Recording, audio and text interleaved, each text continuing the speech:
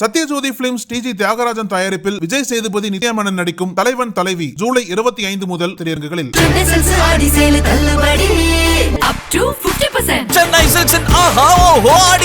பழைய நகையை கொடுத்து பை டு 11 monthsல அதே அடைக்கு புது நகையை எடுத்துக்கோங்க. எக்ஸ்ட்ராவா ₹1 தர வேண்டாம். Magic old gold exchange.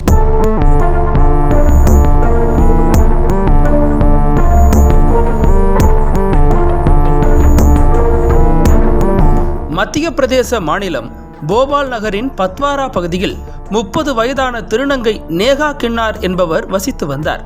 இவர் கடந்த 8 ஆண்டுகளாக அந்த பகுதியில் உள்ள பல்வேறு வீடுகளில் வாடகைக்கு வசித்து வந்தார்.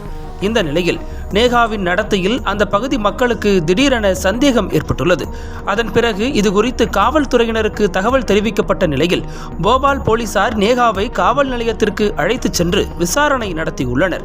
விசாரணையில் நேகா திருநங்கை இல்லை என்றும் அவர் வங்கதேசத்தைச் சேர்ந்தவர் என்றும் தெரிய வந்தது.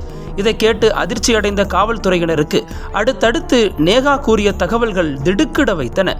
வங்கதேசத்தைச் சேர்ந்த நேகாவின் இயற்பெயர் அப்துல் கலாம். 10 வயதில் சட்டவிரோதமாக இந்தியாவிற்குள் நுழைந்த அப்துல் கலாம் மகாராஷ்டிரா மாநிலம் மும்பையில் கடந்த 20 ஆண்டுகளாக வசித்து வந்திருக்கிறார். பின்னர் கடந்த 8 ஆண்டுகளுக்கு முன்பு போபால் வந்த அப்துல் கலாம் தனது அடையாளத்தை திருநங்கை போல மாற்றிக்கொண்டு நேகா கின்னார் என்ற புதிய பெயரை தனக்குத்தானே சூட்டிக் கொண்டார். யாருக்கும் சந்தேகம் வராமல் இருக்க திருநங்கைகள் அதிகம் வசிக்கும் பத்வாரா பகுதியை தேர்ந்தெடுத்து அங்கே தனியாக வீடு எடுத்து வசித்து வந்திருக்கிறார்.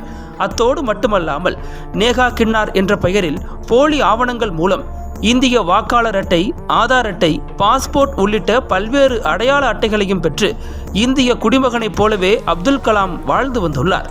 மேலும் தனது சொந்த நாடான வங்கதேசத்திற்கு அடிக்கடி சென்று உறவினர்களை பார்த்து வருவதை வழக்கமாகவும் கொண்டிருக்கிறார். மேலும் அவர் வங்கதேசத்திற்கு செல்லும் போது இந்திய பாஸ்போர்ட்டையே பயன்படுத்தியதும் தெரிய வந்திருக்கிறது. இதைத் தொடர்ந்து அப்துல் கலாமை கைது செய்த காவல்துறையினர் அவரிடமிருந்த அனைத்து போலி ஆவணங்களையும் பறிமுதல் செய்தனர். மேலும் நாட்டின் இறையாண்மைக்கு எதிராக இந்தியாவில் உளவு பார்த்தாரா என்ற கோணத்திலும் தேசிய புலனாய்வு அமைப்பு விசாரணை நடத்தி வருகிறது. இந்த வழக்கு இந்தியாவின் உள்நாட்டு பாதுகாப்பு மற்றும் எல்லை கட்டுப்பாடு அமைப்புகளில் உள்ள ஓட்டைகளை வெளிப்படுத்தியுள்ளது. ஒரு இந்திய குடிமகனுக்கு தேவையான அனைத்து ஆவணங்களையும் பெற்று வங்கதேசத்தைச் சேர்ந்த இளைஞர் ஒருவர் 20 ஆண்டுகளாக இந்தியாவில் வசித்து வந்திருக்கிறார். அனைத்து ஆவணங்களும் சரியாக இருக்கும் போதும் கூட அது சரியில்லை, இது சரியில்லை என மக்களை அலைக்கழிக்கும் நமது அரசு அலுவலர்களிடம் ஒருவர் போலி ஆவணங்களை மட்டுமே காட்டி அனைத்து ஆவணங்களையும் பெற்றிருப்பது பலரையும் திகைப்பில் ஆழ்த்தியுள்ளது. ஒரு நாட்டின் இறையாண்மை, ஒருமைப்பாடு, மக்களின் பாதுகாப்பு உள்ளிட்டவற்றில் தேசிய பாதுகாப்பு முக்கிய பங்கு வகிக்கும் நிலையில் அண்டை நாட்டைச் சேர்ந்த ஒருவர் 20 ஆண்டுகளாக இந்தியாவில் இரகசிய வாழ்க்கை வாழ்ந்து வந்ததும் அவ்வப்போது சொந்த நாட்டிற்கு சென்று வந்ததும் தேசிய பாதுகாப்பை கேள்விக்குறியாக்கி இருப்பதாக சமூக ஆர்வலர்கள் குற்றம் சாட்டுகின்றனர்.